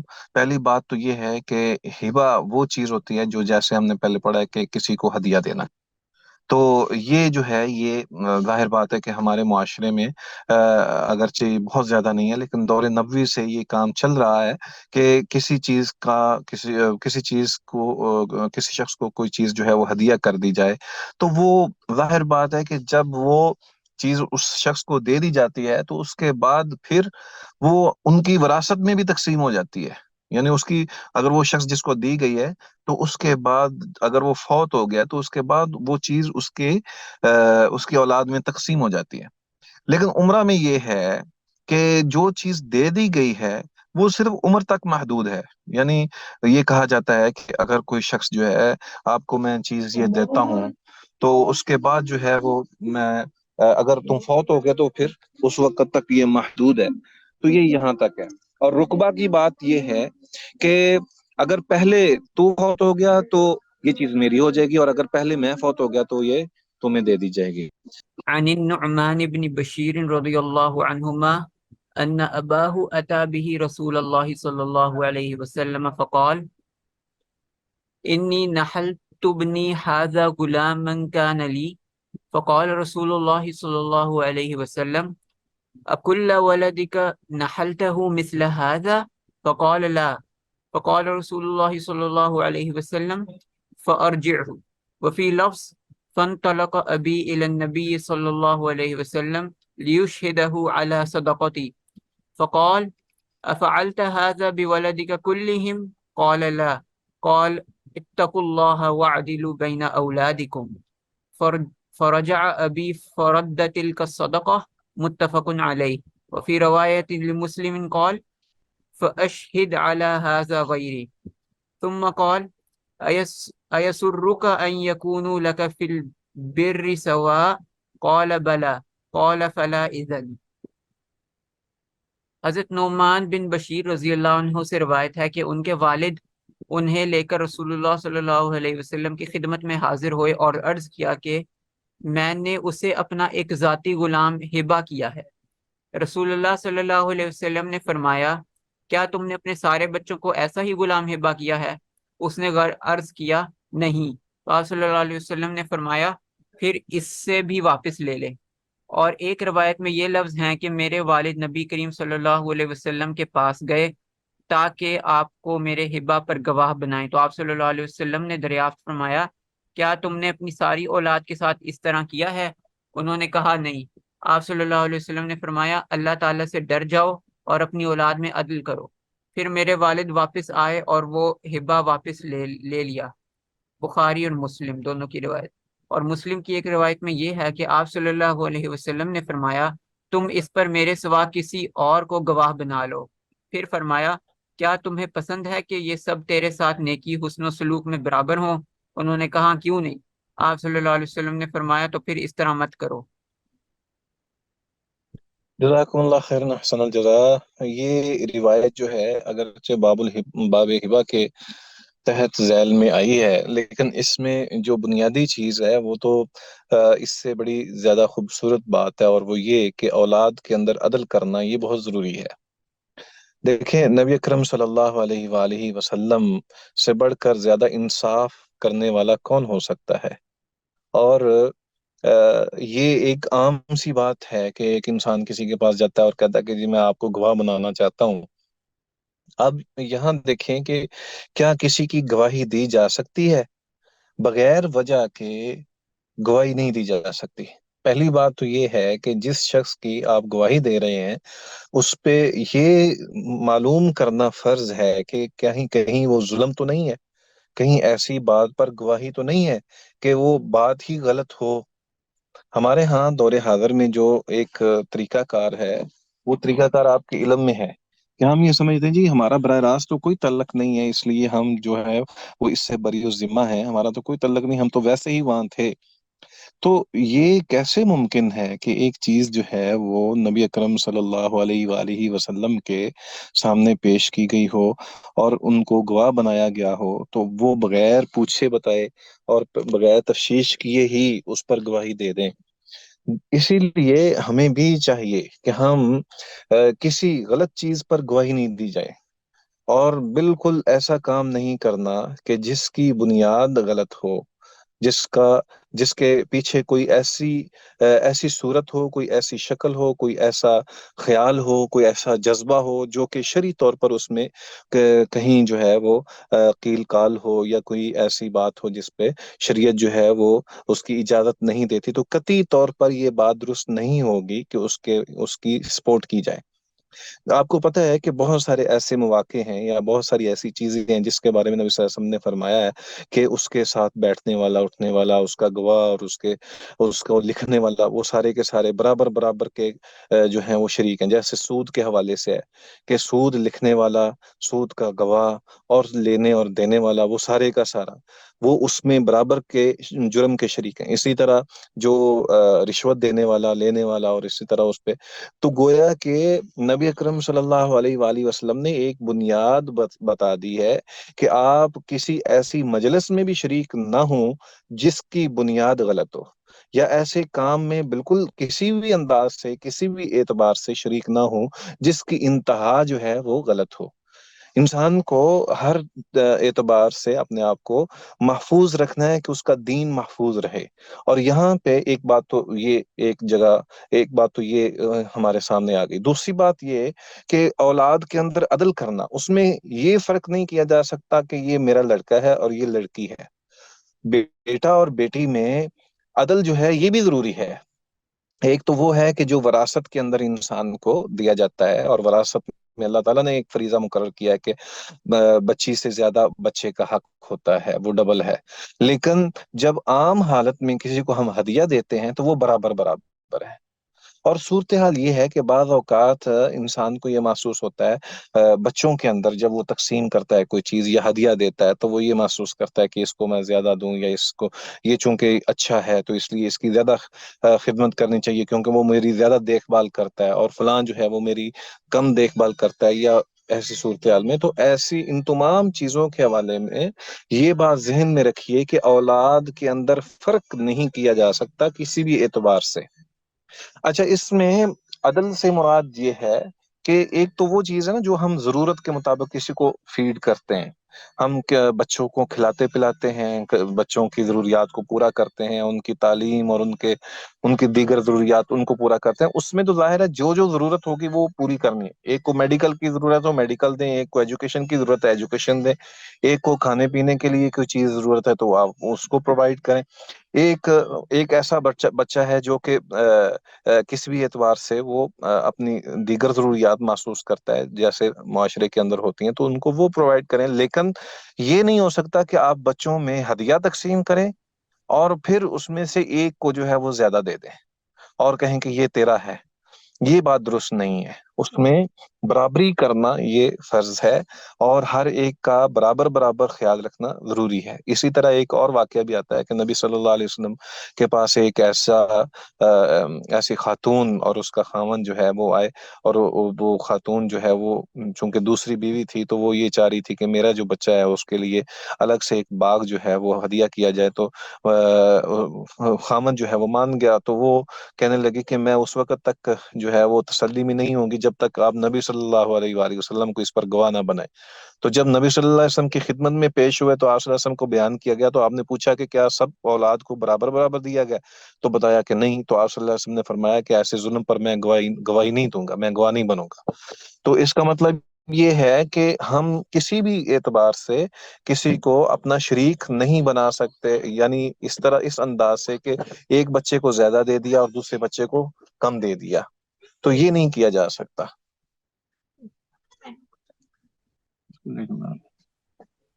سر اس ہاں جی. ایک مسئلہ ہے کہ مثلاً کہ اکثر ہوتا ہے کہ جو والدین ہوتے ہیں وہ شرط لگا لیتے ہیں کہ اپنے بچوں کے ساتھ مثلاً کہ جس کے مقابلے میں یا امتحان میں نمبر زیادہ آئیں گے اس کو ہی ہدیہ ملے گا، یا پھر یہ ہوتا ہے کہ بچوں کو 3 بچے ہیں مثلاً تو تینوں کو ہدیہ ملتا ہے، لیکن ایک کو مطلب ان ہدیہ کی جنس جو ہے وہ ڈفرینٹ ہوگی. جیسے مثلاً ایک کو گھڑی ملتی ہے، دوسرے کو موبائل ملتا ہے اور تیسرے کو ویڈیو کیمرہ ملتا ہے. تو یہ جو شرط والا اور یہ والا جس میں جنس ڈفرینٹ ہو لیکن ملے سب کو، تو اس میں کیا رولنگ ہوگی؟ ہاں ہاں، آپ کا سوال بہت ہی زبردست ہے، اچھا ہے اور اس پہ سوچنا چاہیے. میں آپ کو اس میں 2 پہلو بتاتا ہوں. پہلی چیز تو یہ ہے کہ کسی کو انعام دینا. ٹھیک ہے، ایک بچہ پڑھائی میں فرسٹ ڈویژن لے کے آیا تو اس کو انعام دینا چاہیے. اسی طرح دوسرا بچہ دیگر کام کرے اور اس میں وہ اچھا اپنی پروگرس دکھائے تو اس کو بھی انعام دینا چاہیے. یہ نہیں ہے کہ ایک کو تو آپ انعام دیں اور دوسرے کو انعام نہ دیں. اگرچہ مواقع الگ الگ ہیں، ظاہر بات ہے کہ ایک نے ایک دفعہ اچیومنٹ کیا تو دوسرے نے دوسرے موقع پہ کی ہے. تو یہ ضروری ہے کہ ان کو اسی طرح ہی مینٹین کیا جائے اور ان کو دوسروں برابر ایکولیٹی کے اندر جو ہے وہ ان کو تحائف دیے جائیں یا گفٹ دیے جائیں یا ان کو انعام دیے جائیں. یہ بات اپنی جگہ پہ. دوسرا پہلو یہ ہے کہ ہاں، جس طرح آپ نے کہا ہے کہ جب آپ کسی بچے کو کوئی چیز دیتے ہیں، ایک کو کچھ دیا، ایک کو کچھ دیا، ایک کو کچھ دیا، ایکچولی یہ ہوتا ہے کہ والدین جو ہوتے ہیں وہ بچوں کی ضروریات کو ملحوظ رکھتے ہیں اور پھر ان کو گفٹ وغیرہ جو ہے وہ دیتے ہیں. یا پھر یہ ہوتا ہے کہ ان کی دلچسپی کا بھی خیال رکھا جاتا ہے کہ فلاں کی دلچسپی یہ ہے اس کو یہ دے دیا جائے، اور فلاں کی دلچسپی یہ ہے تو اس کو وہ دے دیا جائے.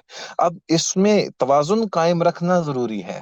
توازن کس اعتبار سے کہ جو کوالٹی ہے آپ کے ہدیے کی وہ ایکول ہونی چاہیے. آپ نے ایک چیز جو ایک کو گھڑی جو ہے وہ بہت ایکسپینسو دے دی ہے، اور جو دوسرے کو کیمرہ جو ہے وہ بالکل عام سادہ سا دے دیا.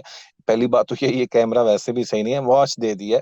تو وہ دونوں کا جو معیار ہے، کوالٹی معیار یا ان کی جو پرچیز کرنے کی جو ایک لیمٹ ہے وہ ایکول ہونی چاہیے، ایک جیسی ہونی چاہیے. یہ نہیں ہو سکتا کہ آپ ایک کو جو ہے وہ بہت ہی کم اور لو اور عام سی کوئی چیز دے دیں اور دوسرے کو بہت ہی اچھی کوالٹی والی چیز جو ہے وہ پرووائڈ کر دیں.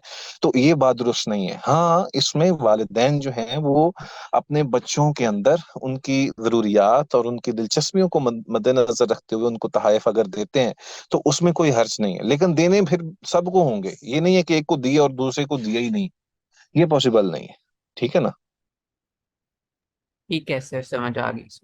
ٹھیک ہے، جزاک. جی. وعن ابن عباس رضی اللہ عنہما قال قال النبی صلی اللہ علیہ وسلم العاعد فی ہبته العاعد فی ہبته كالكلب يقيء ثم يعود في قيئه متفق علیہ. وفی روایت للبخاری ليس لنا مثل السوء الذي يعود في ہبته السلام علیکم. كالكلب يقيء ثم يرجع في قيئه. حضرت ابن عباس رضی اللہ عنہ سے روایت ہے کہ نبی کریم صلی اللہ علیہ وسلم نے فرمایا، ہبا کرنے کے بعد اسے واپس طلب کرنے والا اس کتے کے مانند ہے جو قے کرتا ہے پھر اسے چاٹ لیتا ہے. بخاری اور مسلم اور بخاری کی روایت میں ہے کہ ہمارے لیے اس سے بری مثال اور کوئی نہیں کہ جو شخص ہبا کر کے واپس لیتا ہے وہ اس کتے کی مانند ہے جو قے کرتا ہے پھر اپنی قے کی طرف لوٹ آتا ہے. اللہ اکبر. پہلی بات تو ہبہ کے حوالے سے آپ کو معلوم ہے کہ کسی شخص کو ایک چیز جو ہے وہ مکمل طور پر دے دی جائے، ٹھیک ہے، اور پھر اس کے بعد ان کو یہ تقاضا کرنا کہ میں نے تمہیں یہ فلاں چیز جو ہے وہ دے دی تھی تو اب مجھے واپس کر دو، تم اس لائق نہیں ہو، یا یہ اس طرح کی بات کرنا کہ وہ مجھے جو ہے وہ چاہیے واپس، تو یہ بات درست نہیں ہے. شریعت نے ایک دفعہ جب ایک انسان صدقہ کر دیتا ہے نا تو وہ صدقہ واپس لینا یہ کسی صورت میں بھی درست نہیں ہے. یہاں تک کہ اس صدقے کو پیسے دے کر خرید لینا یہ بھی جائز نہیں رکھا. یعنی ایک تو یہ ہے کہ ہم کسی کو کوئی چیز دیتے ہیں، مثلا ہم کسی کو کوئی مثال کے طور پر کوئی گھڑی ہی دے دیتے ہیں کہ یار یہ آپ کے لیے میں آپ کو دیتا ہوں. بعد میں یہ ہوا کہ اب آپ محسوس کر رہے ہیں کہ یار اس کی ضرورت تو مجھے زیادہ تھی تو آپ کہیں کہ جی مجھے واپس کر دو.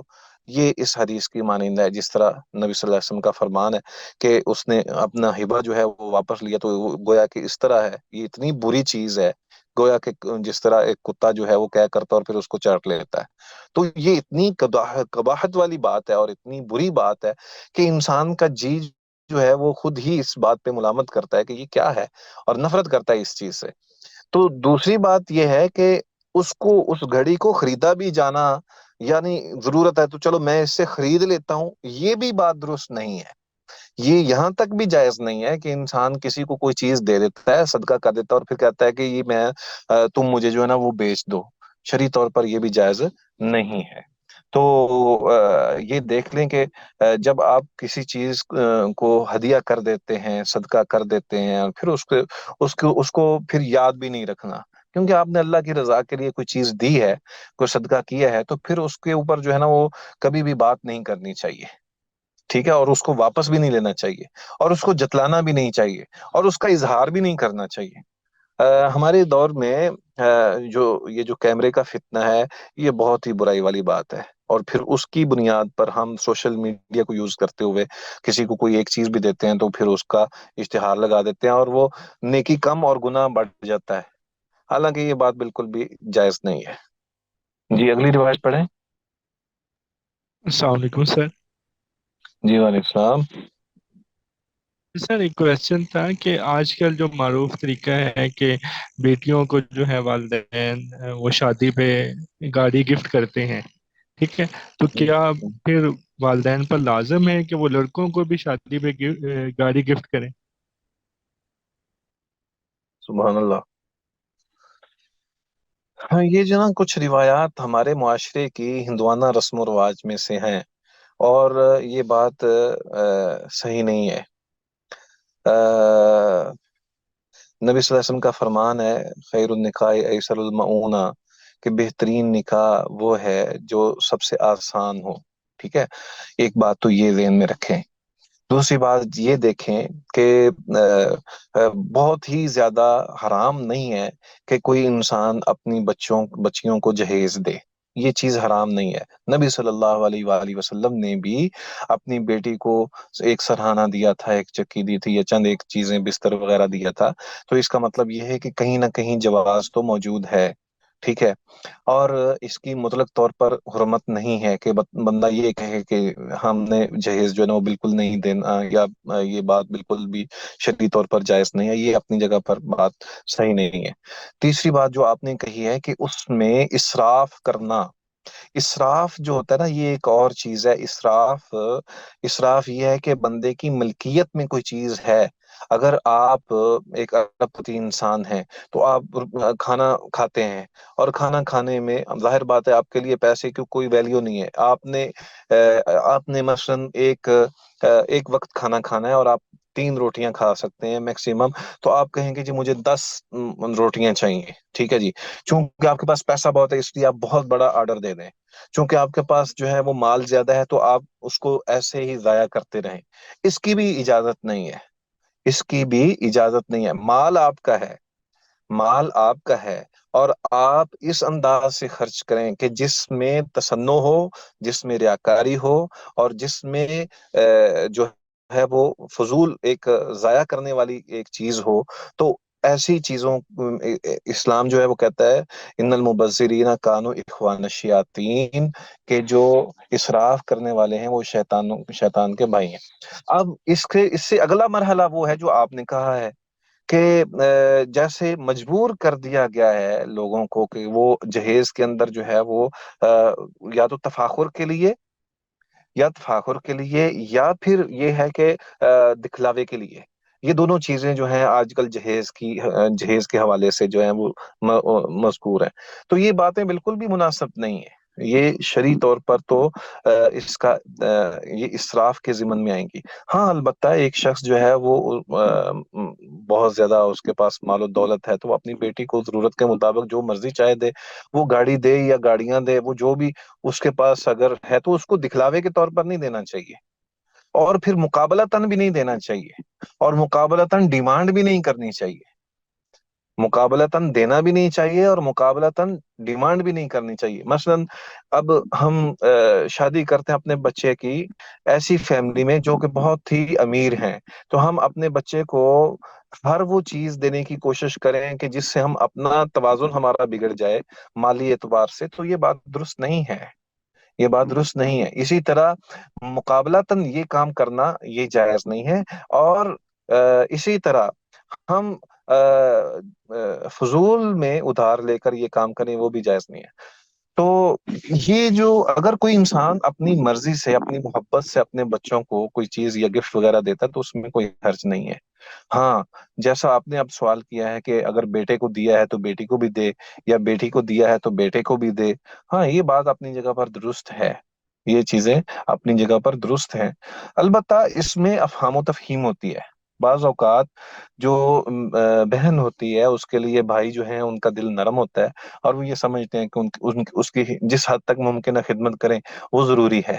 البتہ وہ خود اس چیز کے بعض اوقات مستحق نہیں ہوتے. تو یہ قاعدہ آپ سب کے علم میں ہے. ہر مرد جو ہوتا ہے وہ عورت کا خیال رکھتا ہے، بھائی ہونے کے اعتبار سے بھی، خامد ہونے کے اعتبار سے بھی، باپ ہونے کے اعتبار سے بھی. کہ مرد جو ہے وہ ہمیشہ وہ سیکریفائس کرتا ہے، وہ ہمیشہ قربانی دیتا ہے اپنی بیٹیوں کے لیے، بہنوں کے لیے، بیوی کے لیے اور دیگر خواتین کے لیے. تو اس لیے اس میں اگر کوئی انسان اپنی بہن کے ساتھ، بہن کو اگر گفٹ کر دی گئی ہے گاڑی، تو وہ بھائی جو ہے وہ نہیں لے رہا تو کوئی حرج نہیں ہے. البتہ والد کو یہ چاہیے کہ وہ برابری رکھے، وہ برابری رکھے. یہ اس کے لیے ضروری ہے. بات واضح ہو گئی ہے؟ جی جی جزاک جی جزاک پڑھیں گے اگلی. وعن ابن عمر وابن عباس رضي الله عنهم عن النبي صلى الله عليه وسلم قال لا يحل لرجل مسلم أن يعطي العطية ثم يرجع فيها إلا الوالد فيما يعطي ولده.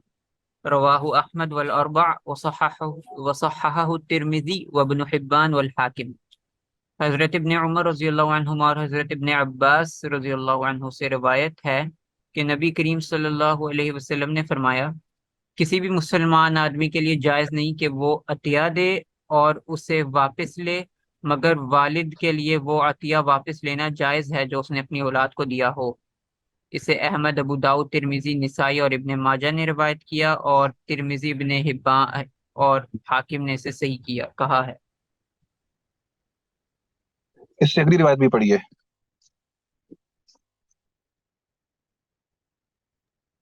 وعن عائشة رضي الله عنها قالت كان رسول الله صلى الله عليه وسلم يقبل الهدية ويثيب عليها، رواه بخاری۔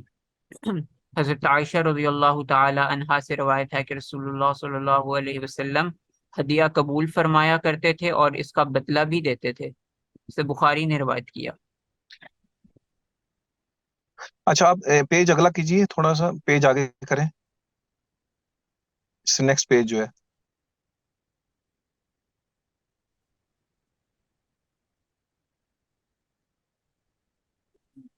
یہ نیکسٹ پیج ہے۔ اور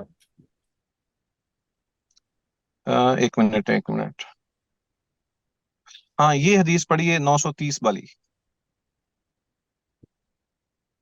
وعن عمر رضی اللہ عنہ قال حملت على فرس في سبيل الله فأضاعه صاحبه فظننت أنه بائعه برخص فسألت رسول الله صلى الله عليه وسلم عن ذلك فقال فقال لا تبتعه وإن أعطاكه بدرهم۔ الحدیث متفق علیہ۔ حضرت عمر رضی اللہ عنہ بیان کرتے ہیں کہ میں نے ایک آدمی کو اللہ کی راہ میں سوار کے لیے ایک گھوڑا دیا، لیکن اس نے اسے لاپرواہی سے کمزور و لاغر کر دیا۔ میں نے سوچا کہ وہ اسے سستے داموں فروخت کر دے گا، تو میں نے اس کے متعلق رسول اللہ صلی اللہ علیہ وسلم سے دریافت کیا۔ آپ صلی اللہ علیہ وسلم نے فرمایا تم اسے مت خریدنا، خواہ وہ تمہیں 1 درہم کے بدلے ہی دے دے۔ بخاری اور مسلم۔ جی احباب یہ دیکھیں، یہ وہ روایت ہے جو جس کا تذکرہ میں نے کیا ہے شروع میں، اور جو ہم نے پہلی حدیث پڑھی تھی اس میں اور اس میں یہ توافق ہے، یعنی یہ ایک معنی میں موجود ہیں۔ اور اس میں یہ ہے کہ کوئی شخص اگر کسی کو ہدیہ دیتا ہے یا ہبہ کرتا ہے کوئی چیز اور وہ اس میں نقصان کر بیٹھتا ہے، تو پھر بھی اس کے باوجود ہبہ کرنے والا جو وہ یہ کہے کہ میں اپنی چیز جو ہے وہ واپس لے لوں، اس سے کہیں یہ ضائع ہی نہ کر دے، تو وہ خریدنا چاہے تو تب بھی اس کو خریدنے کی بھی اجازت نہیں ہے۔ تو یہ روایت ہے وعن عمر رضی اللہ عنہ قال حملت علی فرس فی سبیل اللہ کہ فاضاعه صاحبه فظننت انه بايعه برخص فسألت رسول اللہ صلی اللہ علیہ وسلم ذلك فقال لا تبتعه وان اعطاكه بدرهم، کہ حضرت عمر رضی اللہ تعالیٰ عنہ کہتے ہیں کہ میں نے ایک آدمی کو اللہ کی راہ میں سواری کے لیے ایک گھوڑا دیا، لیکن اس نے لاپرواہی سے اس کو لاغر کر دیا۔ میں نے سوچا اسے سستے داموں فروخت کر دوں، وہ سستے داموں فروخت کر دے گا، تو میں اس کے متعلق رسول اللہ صلی اللہ علیہ وسلم سے دریافت کرنے لگا، تو آپ نے فرمایا کہ اسے مت خریدنا، خواہ وہ تمہیں 1 درہم کے بدلے کیوں نہ دے دے۔ مقصد یہ ہے کہ جب ایک انسان کسی کو کوئی چیز دے دیتا ہے تو پھر اس سے متعلق بالکل بیگانہ ہو جائے، وہ اس کا ہی ہے، وہ جیسے بھی اس کو استعمال کرے، جس انداز سے بھی اس کو رکھے۔ بس یہ ہے کہ دیتے ہوئے انسان کو یہ خیال رکھنا چاہیے کہ کوئی اس قابل ہے کہ اس کو یہ چیز دے دی جائے، یعنی بے وقوف کو مال دینا یہ بھی تو جائز نہیں ہے نا، جیسا کہ نبی اکرم صلی اللہ علیہ وآلہ وسلم نے اس بات سے بھی منع فرمایا کہ یتیم بچہ جو ہوتا ہے اس کو جب تک وہ اس قابل نہ ہو جائے کہ وہ سمجھدار ہو جائے، اس وقت تک اس کو اس کا مال بھی نہیں دینا چاہیے، حالانکہ مال بھی اسی کا ہوتا ہے۔ تو یہ پہلے سے ہی انسان کو سمجھنا چاہیے۔ لیکن سر ہوں اگر وہ یہ تو اس طرح تھا نا کہ ان کو پتا تھا کہ جو میں نے ہدیہ دیا ہے وہ کمزور ہو گیا ہے، تو پھر اگر وہ بیچ رہا ہے تو میں اس کو لے لیتا ہوں واپس. لیکن اگر وہ آدمی ویسے ہی بیچنا چاہے، یعنی انہوں نے یہ نیت نہیں کی تھی کہ میں اس کو لوں گا، جب وہ بیچ رہا ہے تو پھر یہ تب بھی نہیں خرید سکتے ہیں، کیونکہ وہ تو اس کی چیز ہے. اگر وہ کسی کو کیونکہ انہوں نے دیا تھا، اس لیے وہ اس کو واپس خرید نہیں سکتے.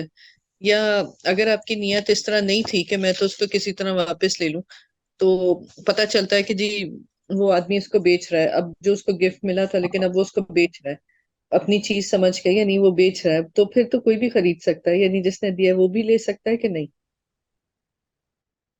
میں عرض کر رہا ہوں، حدیث تو آپ کے بات کی جو آپ پوچھنا چاہ رہی ہیں اس کا جواب موجود ہے حدیث میں. البتہ ائمہ نے اس حوالے سے یہ موقف اپنا آیا ہے کہ یہ حرام نہیں ہے کہ وہ اس کو خرید لے. ٹھیک ہے جی. ائمہ اس بارے میں تھوڑا سا وہ رعایت دیتے ہیں کہ جو آپ کے ذہن میں بات ہے نا، اسی کو بنیاد بنا کر ائمہ نے اس بات کو جائز قرار دیا. لیکن آپ کی بات کا جواب بہرحال حدیث ہی ہے. میں اس حدیث کی شرح کے ضمن میں ہی اس حدیث کو بیان کرنا چاہ رہا تھا کہ جس میں یہ ہے کہ ایک کتا جو ہے وہ ایک ہدیہ دینے والا، ہبہ کرنے والا، جب وہ واپس لیتا تو اس طرح جیسے کتا چاٹ دیتا ہے، اس کے ضمن میں ہی میں یہ حدیث آپ کے سامنے پیش کر رہا تھا. ٹھیک ہے. البتہ ائمہ نے جو آپ کے ذہن میں بات ہے کہ وہ بیچ رہا ہے اپنی مرضی سے اور خریدنے والا جو ہے وہ اگر خرید لے اس میں سے تو کوئی حرج نہیں ہے، یہ ائمہ نے اس بات کی تھوڑی سی گنجائش رکھی ہوئی ہے. ٹھیک ہے جی.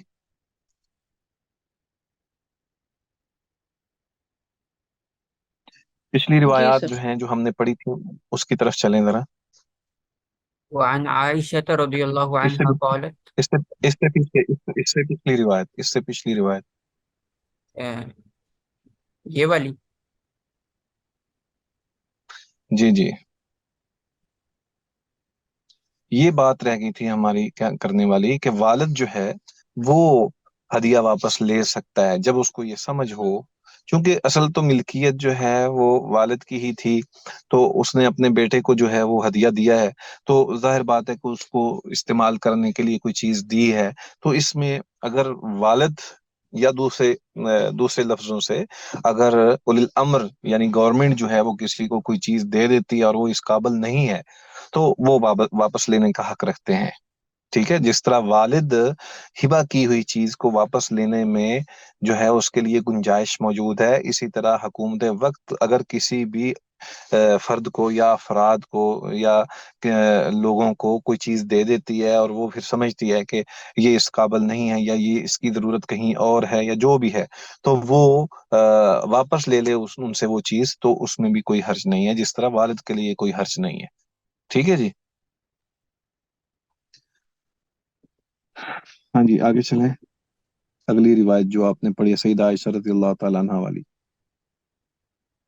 اس روایت کے اندر جس طرح آپ کے سامنے یہ روایت ہے کہ نبی اکرم صلی اللہ علیہ وآلہ وسلم ہدیہ قبول فرمایا کرتے تھے وَيُصِيبُ عَلَيْهَا، تو پھر اس کے بدلے میں اس کو واپس بھی کوئی نہ کوئی چیز دیا کرتے تھے.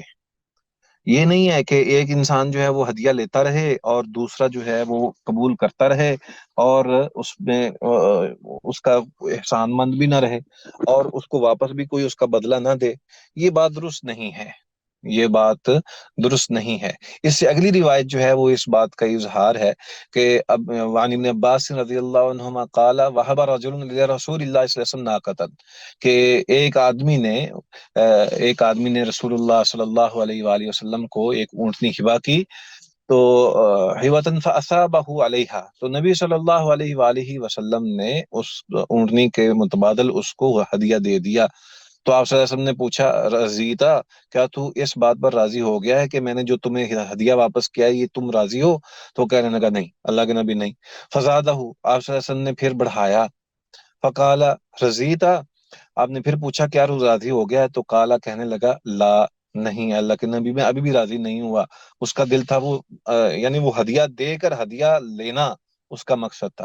فزادہ آپ صلی اللہ علیہ وسلم نے پھر بڑھا دیا، فقال رضیتا، آپ صلی اللہ علیہ وسلم نے پھر پوچھا کہ کیا تو راضی ہو گیا؟ تو قال نعم، پھر اس نے جواب دیا جی ہاں میں راضی ہو گیا ہوں. رواہ احمد وصححہ ابن حبان.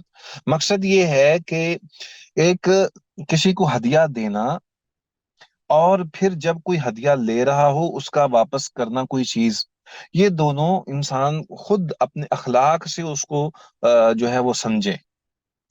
پہلی بات تو یہ ہے کہ ہدیہ دے کر توقع رکھنا یہ بات درست نہیں ہے۔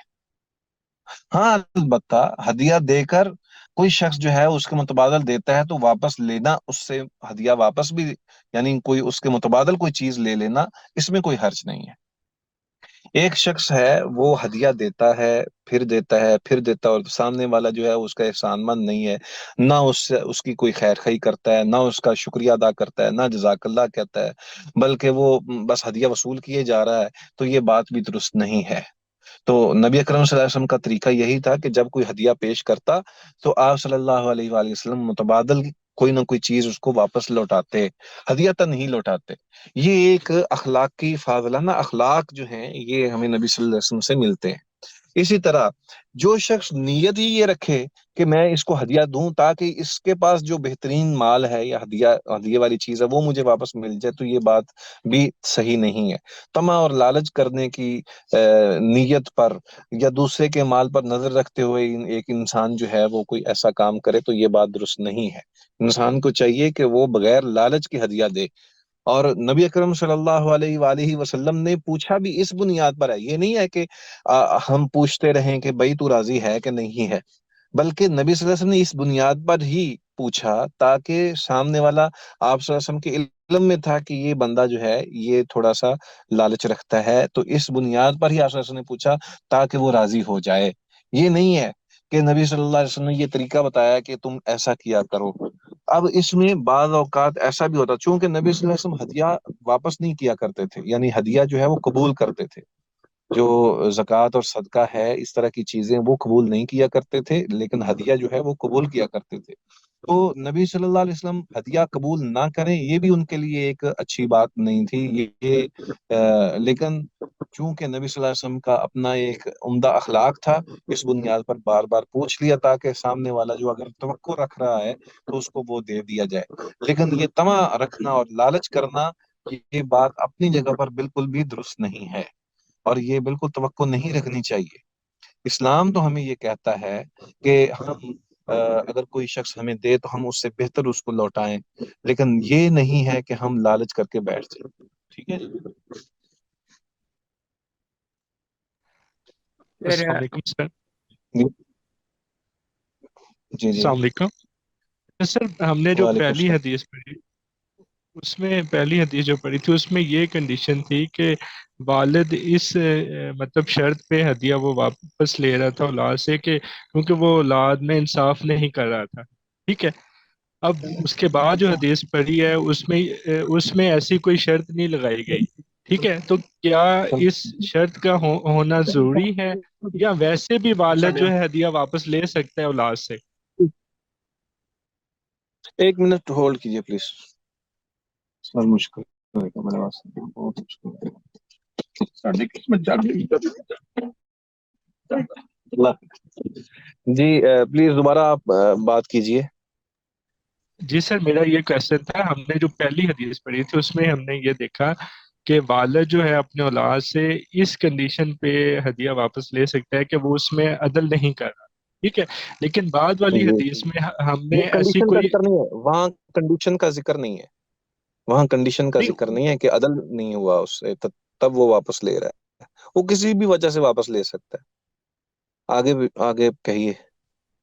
جی جی، نہیں اس میں تو یہی ظاہر ہونا ہے سر کہ کیونکہ حضور صلی اللہ علیہ وسلم نے کہا کہ کیا تم نے یہ مطلب دوسرے بچوں کو بھی یہی ہدیہ دیا ہے، تو انہوں نے کہا کہ نہیں دیا، تو اس وجہ سے انہوں نے وہ ہدیہ جو ہے ان سے لے لیا اپنے بیٹے سے، ایسے ہی ہے نا سر؟ چلیں آپ بات کریں جی، آپ اپنی بات پوری جی کریں۔ جی جی سر، تو اب نیکسٹ جو حدیث ہم نے پڑھی ہے جس میں یہ ہے کہ والد جو ہے وہ اولاد سے ہدیہ جو ہے واپس لے سکتا ہے، ٹھیک ہے۔ تو میرا یہی کوشچن تھا، کیا صرف اس بنا پر لے سکتا ہے یا کسی بھی وجہ سے وہ لے سکتا ہے واپس؟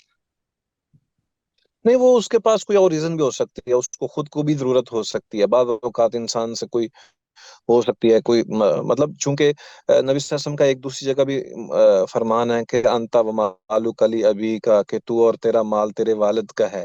اس بنیاد پر بھی تو انسان جو ہے مطلب اپنے بچے سے کوئی چیز واپس لے سکتا ہے کہ میری ضرورت ہے بھائی مجھے دے دو. یہ تھوڑا سا اس میں فرق ہے، ٹھیک ہے سر. عام آدمی اور والد کے اندر تھوڑا سا فرق ہے، کیونکہ بچے کا مال بھی والد کے حوالے سے ہی کہا گیا ہے نا، انتا و مالک علی ابی کا، کہ تو اور تیرا مال جو ہے وہ تیرے والد کا ہی ہے. تو اس اعتبار سے اگر دیکھا جائے تو والد اگر اپنے بچے سے کوئی چیز لے رہا ہے تو شاید اس کو ضرورت ہو، وہ ضروری نہیں ہے کہ وہ عدل نہیں کر پایا تو اس بنا پر واپس لے رہا ہے، وہ کوئی اور بھی ریزن ہو سکتی ہے. ٹھیک ٹھیک ہے ہے نا سر، جی؟ جزاک اللہ، جزاک